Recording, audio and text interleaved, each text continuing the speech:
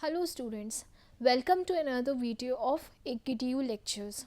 This is the 7th lecture of the subject Industrial Pharmacy having a code BP502T. Myself, Payal Kesharwani, working as an assistant professor at Ramesh Institute of Vocational and Technical Education, Greater Noida. So in this lecture we are going to discuss about the chemical analysis. In the last lecture we have discussed about the stability analysis. So in that we have seen how stability studies are important in pre-formulation studies, and it gives the data which is helpful in the development of a dosage form successfully. So in this lecture we will see about chemical analysis. In chemical analysis, you will see hydrolysis, oxidation, photolysis and racemization. We will see how these chemical processes are important to study in pre-formulation and how these are going to affect your different dosage form and drug. First, we have to see what is chemical stability. So, chemical stability of a drug substance in the solid state is the stability in the chemical form. It should be chemically stable under different temperature and stressed condition, temperature and humidity when exposed to stressed condition. So it should not undergo different chemical changes such as hydrolysis or oxidation or any other chemical change. Means if two drugs or excipient are reacting or drug and drug are reacting, so it should not undergo any chemical change in them. It should not result in the toxicity. So all these things we are going to study in chemical analysis. Next is method which we can determine the chemical stability. तो first we have to pre-weight the sample. हमें sample को pre-weight करना होता है, then उसको store करना होता है stability कैबिनेट्स में, या फिर आप चैम्बर्स बोल सकते हो, इन अ ओपन वाइल और थिन लेयर. एल्यूमिनियम फॉयल की लेयर हम ले सकते हैं या फिर ओपन वाइल ले सकते हैं.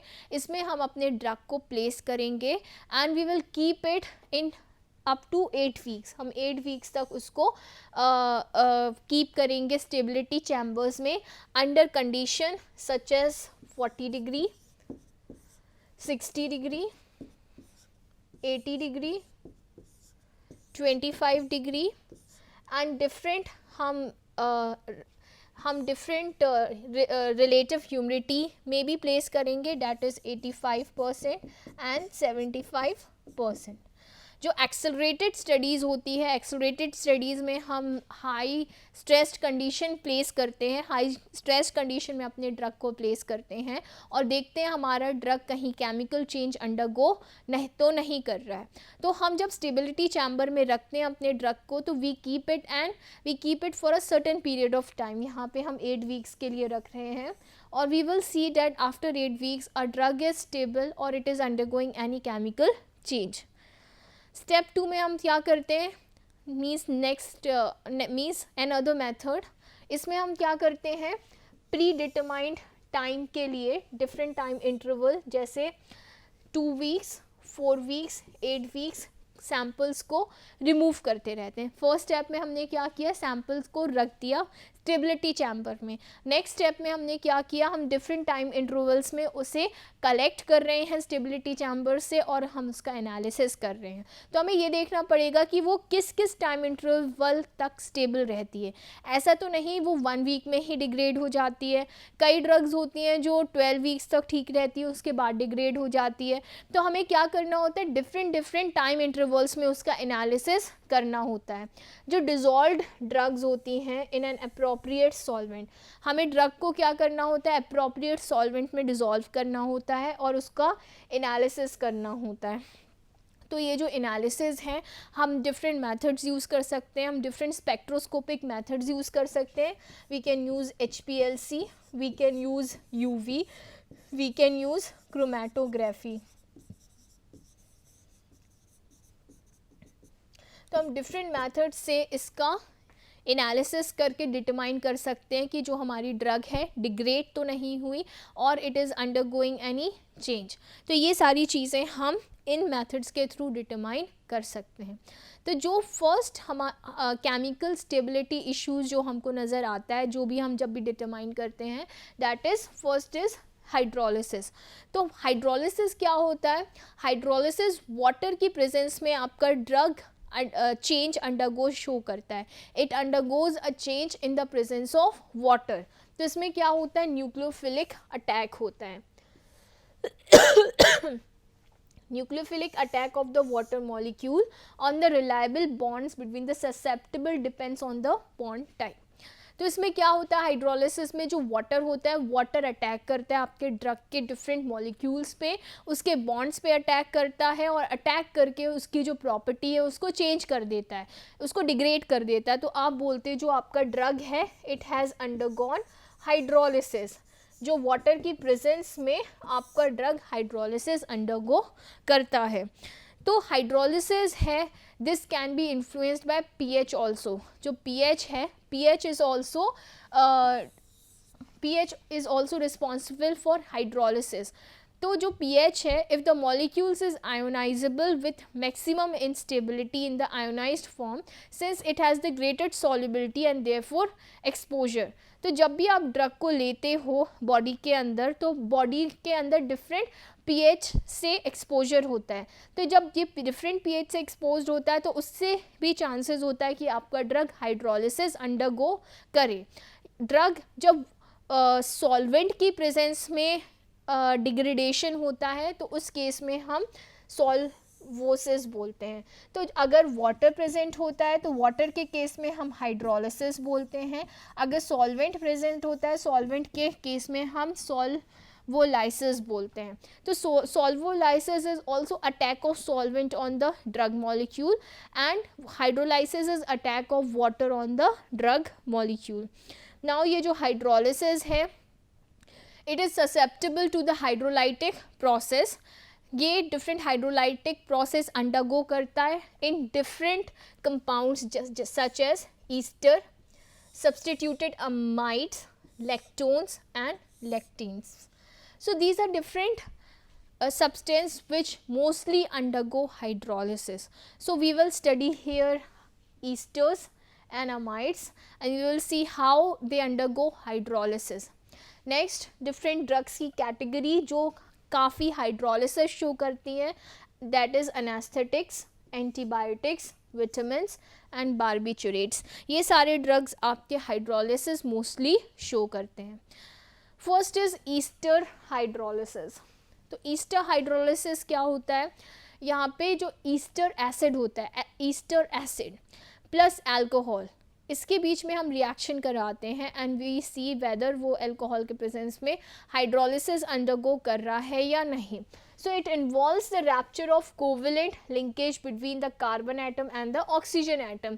जो ईस्टर में carbon and oxygen atom present होता है तो उसके बीच में क्लीवेज हो जाता है, जिसके कारण आपका जो ईस्टर कंपाउंड है वो हाइड्रोलिसिस अंडरगो करता है। So catalyst polar nature such as mineral acid, alkalies और certain enzymes are capable of supplying H+ and OH ions. ये जो भी एंजाइम्स हैं, एसिड मिनरल्स हैं, एल्कलीज हैं, ये H and OH ion supply करते हैं। तो अगर इसकी प्रेजेंस में आपका जो भी ईस्टर एसिड्स है वो आ जाता है तो it undergoes catalytic hydrolysis. Acid or alkali catalyzes the hydrolysis. This is an example of ester hydrolysis. You can see this is a ester group. This is carbon and oxygen bonding. It is having a double bond. So when it comes in presence of H and OH ions, it undergo hydrolysis. H and OH ions is H2O. तो it undergoes hydrolysis. तो यहाँ पे क्या हो रहा है, ये आपका R जो ग्रुप है it is being replaced by the H group. This R group is getting replaced by the H group. So this is hydrolysis. Hydrolysis में क्या होता है, आपका जो OH ग्रुप है वो अटैच हो जाता है. Your OH group is getting attach to it. So वहाँ पे OH ग्रुप अटैच हो जाता है और HOR आपका साइड में हो जाता है. So here this is hydrolysis process. This OH group is getting attached to your ester acid and it is getting converted to some other compound. So what are the different factors which should be considered during we study the hydrolysis? First is pH. We have to see the pH क्योंकि pH से आपका acid या alkali group provide होता है H and OH ions.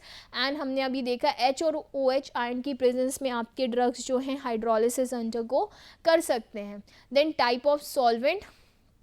तो solvent जैसे ethanol हो गया, ग्लिसरॉल हो गया, मैनिटॉल हो गया जिसमें OH प्रेजेंट होता है, OH आयन प्रेजेंट होता है. तो ऐसे सॉल्वेंट के प्रेजेंस में आपका ड्रग हाइड्रोलिसिस अंडरगो कर सकता है. Next is complexation. कॉम्प्लेक्सेशन में स्टीयरिक और पोलर इफेक्ट होता है. For example caffeine with benzocaine. तो इसमें कॉम्प्लेक्स फॉर्मेशन होता है and this complex formation undergo hydrolysis. Next is surfactant. Surfactant में आपके डिफरेंट सर्फेक्टेंट्स होते हैं. We are taking a example of SLS. तो जो सर्फेक्टेंट है it can also cause the hydrolysis of some drugs. Next is modification of chemical structure and salt and Easter formation. So these are the different factors which we need to consider during the hydrolysis of the drug which can undergo the hydrolysis. Different factors to be considered in hydrolysis. So these are the different factors with the help of which you can improve the hydrolysis. You can save your drug from hydrolysis. So first is pH. You can change the pH of your surrounding drug so that it does not undergo the hydrolysis. If it is coming in contact with the water is neutral in nature. So आप acidic या basic pH कर सकते हो जिससे आपके drug का hydrolysis prevent हो सकता है. This is change in pH. Next is type of solvent. आप सॉल्वेंट चेंज कर सकते हो. For example you can use ethanol, glycerol, mannitol and with the help of this solvent you can prevent the hydrolysis. Next is complexation. आप अपने drug का complex formation करा सकते हो. For example caffeine and benzocaine complex formation करता है which prevents the hydrolysis of benzocaine. ये benzocaine का हाइड्रोलिसिस प्रिवेंट करता है. तो इस तरीके से आप कॉम्प्लेक्स फॉर्मेशन कर सकते हो जिससे आपका हाइड्रोलिसिस ओवरकम हो जाए. Next is surfactant. आप डिफरेंट टाइप्स के सर्फेक्टेंट यूज़ कर सकते हो. For example anionic surfactant, cationic surfactant and ionic surfactant. So different category of surfactants are there. For example you can use SLS. तो जो surfactant होता है वो क्या करता है, एक लेयर फॉर्म कर देता है आपके पार्टिकल्स के ऊपर so that it does not come directly in contact with the water. So this is also one of the measure which is helpful in preventing the hydrolysis. Next is modification of chemical structure. You can modify a chemical structure. तो इस modification से क्या होता है, आपका जो bonding होता है carbon and oxygen for example वो प्रिवेंट हो जाती है एंड क्लीवेज नहीं होता है एंड वहाँ पे आपको हाइड्रोजन आके ऐड नहीं होता है. तो इससे आपका हाइड्रोलिसिस प्रिवेंट हो जाता है. So modification of chemical structure. Next is salt and ester formation. आप डिफरेंट सॉल्ट और ईस्टर फॉर्म कर सकते हो जिससे भी आपका हाइड्रोलिसिस प्रिवेंट हो सकता है. सो ये डिफरेंट फैक्टर्स हैं जो आपके हाइड्रोलिसिस प्रिवेंट करने में हेल्पफुल हैं. Next is amide hydrolysis. Amide hydrolysis में अमाइड एसिड होता है. Amide acid plus amine this undergoes hydrolysis.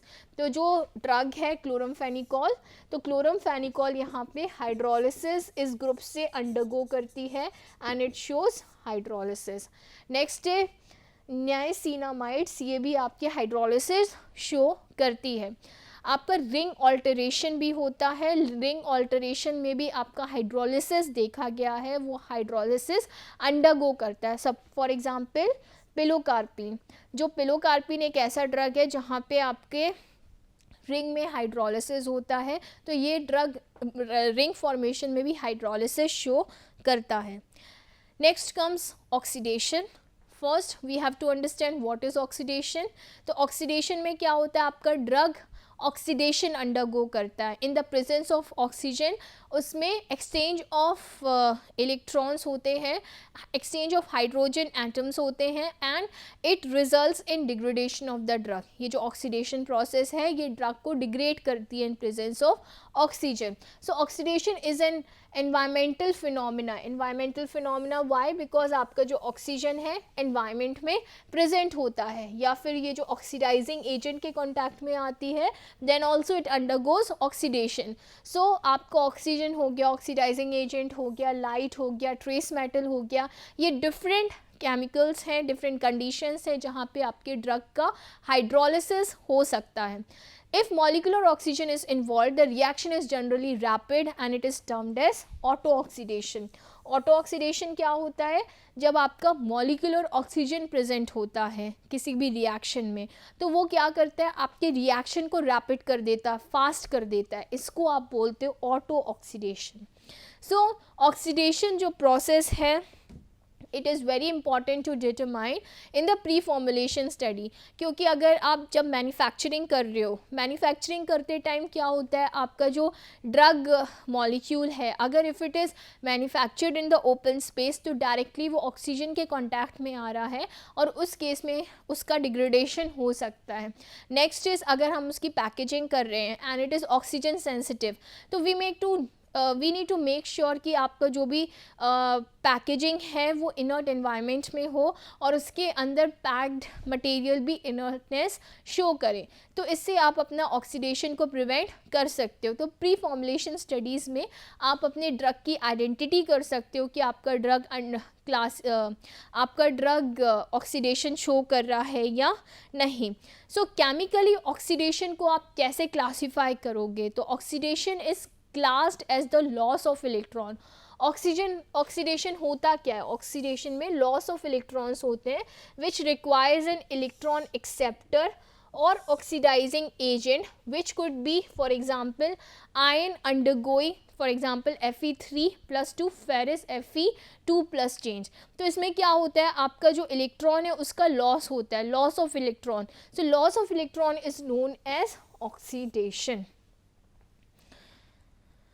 Oxidation में डिग्रेडेशन बाय ऑक्सीडेशन रिएक्शन.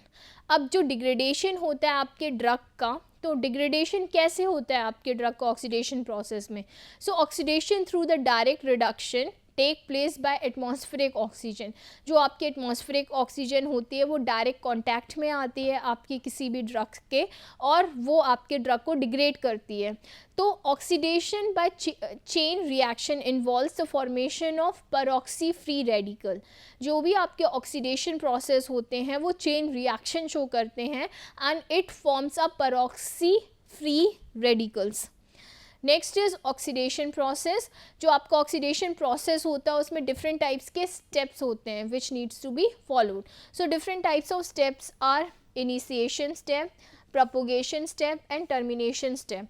ये जो स्टेप्स हैं आपका ऑक्सीडेशन प्रोसेस इन 3 स्टेप्स में परफॉर्म होता है. It is catalyzed by heat, it is catalyzed by light, it is catalyzed by metal of free radical.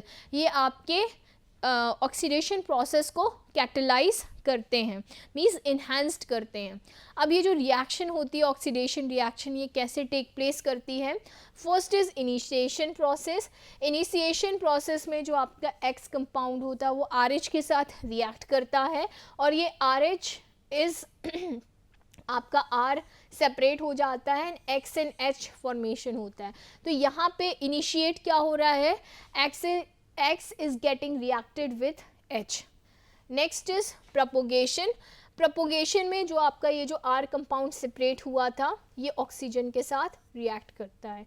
तो यहाँ पे दिस प्रोसेस इज़ propagation. हम propagation प्रोसेस की बात कर रहे हैं. तो यहाँ पे जो R ग्रुप है, R group, it reacts with OH and it forms this group. Again it gets reacted with RH group and it results in the formation of ROOH plus R. So this is a propagation chain reaction. It is a chain reaction. ये propagate होती रहती है जब तक हम इसको terminate नहीं करेंगे. It will be propagated in this manner. Again this will react with RH and again it will result into the product. So this chain will be propagated. That is why it is known as propagation reaction. उसके बाद आता है आपका termination reaction. Termination reaction में आपको ये जो propagated step है उसको टर्मिनेट करना होता है. तो कैसे आप टर्मिनेट करोगे? आप उसका स्टेबल प्रोडक्ट बना के. How you will terminate? You will form a stable product. तो ये स्टेबल प्रोडक्ट कैसे बनता है? आप उसको दोबारा सेम ग्रुप से रिएक्ट करा दो, so it will get be terminated and it will result in the formation of the stable group. So this is the oxidation process. और इस oxidation process में ये different steps होते हैं, initiation, propagation and termination step. Next comes photolysis. ये जो photolysis process है it is also very important because कुछ drugs होती हैं जो light की presence में degrade हो जाती है. Those drugs get degraded in the presence of light. It undergo photolysis. ये photolysis undergo करती है. So if the compound absorbs light, it is absorbing energy. Light में क्या present होती है? एनर्जी प्रेजेंट होती है. तो ये जो एनर्जी है, एनर्जी में आपके इलेक्ट्रॉन्स होते हैं, इलेक्ट्रॉन्स से चार्जेस मिलते हैं और चार्जेस से इलेक्ट्रॉन चार्जेस से आपकी जो ड्रग है वो फोटोलाइसिस अंडरगो करती है. तो जब भी ये एनर्जी एब्जॉर्ब करती है, it has the potential to break और रीअरेंज द बॉन्ड. ये एनर्जी जो भी मिली है इलेक्ट्रॉन्स के फॉर्म में, तो ये क्या कर सकती है? जो भी बॉन्ड प्रेजेंट होते हैं, बॉन्ड को मेक या ब्रेक कर सकती है या फिर उसे रीअरेंज कर सकती है. सो इससे होता क्या है? This produces the emission such as in the form of fluorescence और फॉस्फोरेसेंस और increase the temperature. So this is the result of photolysis. Photolysis में जनरली क्या हो रहा है? लाइट की प्रेजेंस में ड्रग एक एनर्जी गेन कर रही है. एनर्जी गेन करके ये सारे बॉन्ड्स को रीअरेंज करा रही है या ब्रेक कर रही है, जिसके कारण it is resulting in the fluorescence and phosphorescence process, और ये टेम्परेचर को भी इंक्रीज करा सकती है. So this is known as photolysis. हम इसको क्या बोलेंगे? फोटोलाइसिस. अब ये जो फोटोलाइसिस है, it can be done in following basis: photochemical, photosensitizer, UV violet portion. Photochemical means ये फोटोलाइसिस के साथ साथ केमिकल रिएक्शन भी शो करती है, तो that is why it is known as photochemical process. Next is photosensitizer. Photosensitizer means it is very sensitive to the photos, that means light. That is why अगर इस type के drugs जब भी light की presence में जाते हैं तो ये फोटोलाइसिस शो करेंगे. They are very very sensitive to the light. Next is UV violet portion. कुछ ड्रग्स होते हैं जो यूवी लाइट के लिए, मतलब सनलाइट जो होती है उसके लिए बहुत ज़्यादा सेंसिटिव होते हैं. तो सनलाइट में वो काफ़ी एक्टिव हो जाते हैं और एक्टिवनेस के कारण दे show the degradation of the drug. तो अगर आप कोई भी मैन्युफैक्चरिंग कर रहे हो ड्रग की, इसका best example I will tell you, curcumin. आपने टर्मरिक सुना होगा, इसको हम टर्मरिक बोलते हैं. तो ये जो टर्मरिक या फिर कुर्क्यूमिन होता है, ये फोटोलाइसिस शो करता है. फोटोलाइसिस. तो जब भी आपका कर्क्यूमिन सोल्यूशन फॉर्म में होता है, whenever curcumin is in the solution form, तो इट अंडरगोज फोटोलाइसिस. ये क्या अंडरगो होता है? फोटोलाइसिस अंडरगो होता है. तो जब भी आप कर्क्यूमिन से रिलेटेड कोई भी फॉर्मुलेशन को डेवलप करते हो, तो उस केस में क्या होता है? उस केस में आपको काफ़ी सारे प्रिकॉशंस लेने होते हैं so that curcumin does not undergo photolysis. Photolysis के लिए हम डिफरेंट स्टडीज़ भी करते हैं. In coming slide we will see how photolysis studies undergo. So basically in pre formulation studies उसमें हम ये देखते हैं कि हमारा ड्रग फोटोलाइसिस अंडरगो कर रहा है या नहीं कर रहा है, और उसके लिए हम फोटोलाइसिस की स्टडी करते हैं सो डैट जब हम मैन्युफैक्चरिंग कर रहे हैं किसी भी ड्रग की, we are manufacturing a drug और we are doing a packaging और we are doing a not transportation but basically manufacturing and packaging के टाइम पे अगर हम किसी भी ड्रग को लाइट से प्रोटेक्ट करना है तो we can take that precautionary measure so that हमारा ड्रग फोटोलाइसिस अंडरगो ना करें. नेक्स्ट है light energy is inversely proportional to the wavelength. Therefore UV light जिसका जो वेवलेंथ होता है 220 to 370 nanometer with the shortest wavelength has the highest energy. तो इसलिए जो भी ड्रग्स होते हैं और वो यूवी लाइट के प्रेजेंस में आते हैं तो शॉर्ट वेवलेंथ होने के कारण it undergoes very sensitively photolysis. Photo degradation is therefore dependent on the wavelength. इसलिए हम बोल रहे हैं कि जो फोटोलाइसिस प्रोसेस है वो वेवलेंथ पे डिपेंड करता है of the light and it's intensity. किस इंटेंसिटी से आपकी लाइट आपके ड्रग पे फॉल हो रही है, किस एंगल से हो रही है, क्या उसका वेवलेंथ है. So all these factors are also important for the photo degradation process to undergo. तो इसका मेथड जिस मेथड से ये अंडरगो करती है दैट इज़ आप ड्रग को लोगे, you will take the drug and you will expose your drug into different condition. तो डिफरेंट कंडीशन क्या है, आप उसका टेम्परेचर 25 डिग्री सेल्सियस रखोगे. You will keep your drug at 25 degree celsius और even more elevated temperature and you will do the photostability study. तो आप अपने ड्रग को एक एल्यूमिनियम फॉइल में रैप करोगे. you will wrap it into the aluminium foil. तो aluminium foil में आप इसको रैप करके एट 25 डिग्री सेल्सियस में फोटोलाइटिक चैम्बर में प्लेस करोगे. कहाँ प्लेस करोगे? You will place it in the photolytic chamber. इस चैम्बर में रख के आप ह्यूमिडिटी भी सेट करोगे एंड यू विल सी कि 1 week then 1 month then 2 month and 3 month इसके इतने टाइम इंटरवल के लिए आप अपने ड्रग को फोटोलाइटिक चैम्बर में प्लेस करके देखोगे कि आपका ड्रग डिग्रेड तो नहीं हो रहा है. At different time intervals you will take out your drug, you will analyze it using HPLC और UV and you will see कि आपका ड्रग डिग्रेड तो नहीं हो रहा है. So this is the method how photolysis take place. Next is racemization process.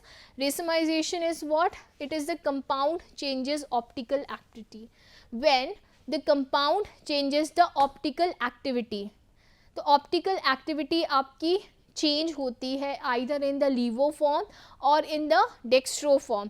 तो लीवो and dextro form में अगर आपका ड्रग चेंज होता है तो उसका chemical composition, chemical properties, physical properties भी चेंज हो जाती है. तो आपको प्री फॉर्मुलेशन स्टडीज़ में देखना होता है कि आपके ड्रग के कितने रेसमिक फॉर्म हैं, either it is levo rotatory और डेक्स्ट्रो रोटेटरी एंड उसकी क्या क्या प्रॉपर्टीज़ है. तो उसके बेसिस में आप डिफरेंट प्रोफाइल्स निकालते हो. जो सॉलिबिलिटी का डेटा होता है या फिर मेल्टिंग पॉइंट का डेटा होता है, आप डिफरेंट डेटास टेक आउट करते हो और आप रेसमिक मिक्सचर डिटरमाइन करते हो. So this is also very important property in pre formulation studies.